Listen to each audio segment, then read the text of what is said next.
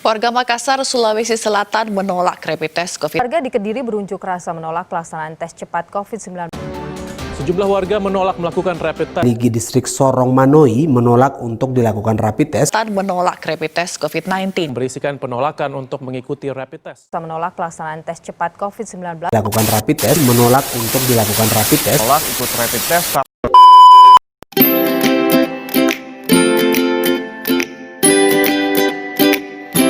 Di sini adalah merupakan salah satu metode screening awal yang dimana bertujuan untuk mendeteksi antibodi dengan cara mengecek IgG dan IgM yang ada di dalam darah kita.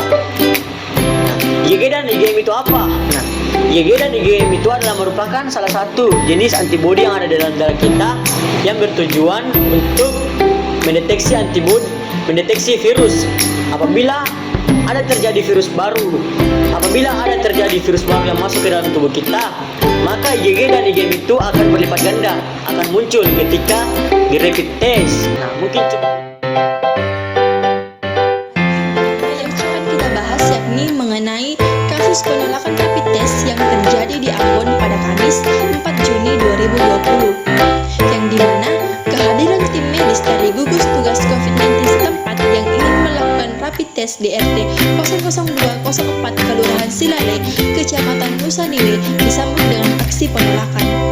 Puluhan warga bahkan menghadang dan menutup pintu masuk ke kawasan pemukiman mereka. Nah, akibat dari aksi penolakan tersebut, petugas medis akhirnya menunda dilakukannya rapid test. Petugas medis mengaku hanya ingin melakukan kontak tracing terhadap PDP dan rapid test tidak dilakukan ke seluruh warga desa.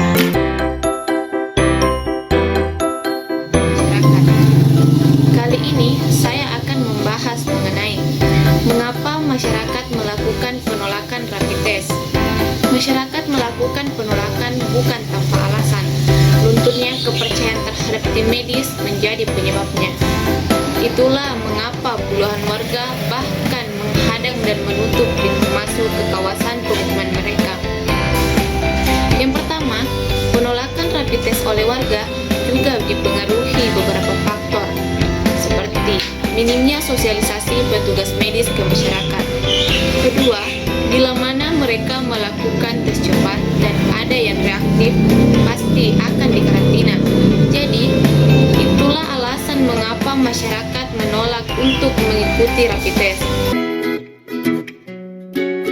Nah, habis itu pemerintah harus memberikan sosialisasi dan pemahaman masyarakat mengenai pelaksanaan rapid test tersebut, apa dampaknya bagi mereka dan juga lingkungan sekitarnya.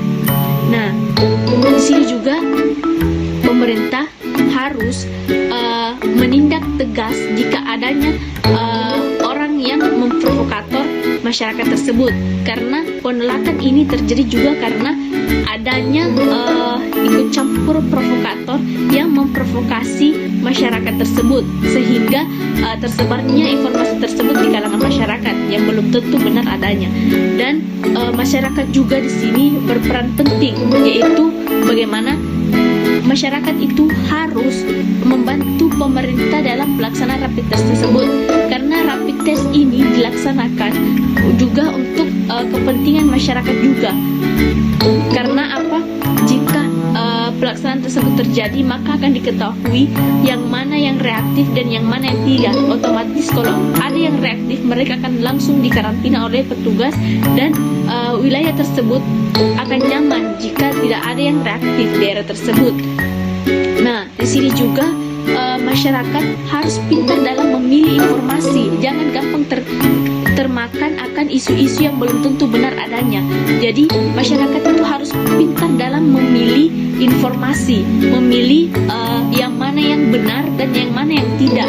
Jangan sampai mereka termakan dengan informasi yang tidak benar mengenai pelaksanaan rapid test tersebut, apalagi yang mengenai COVID ini.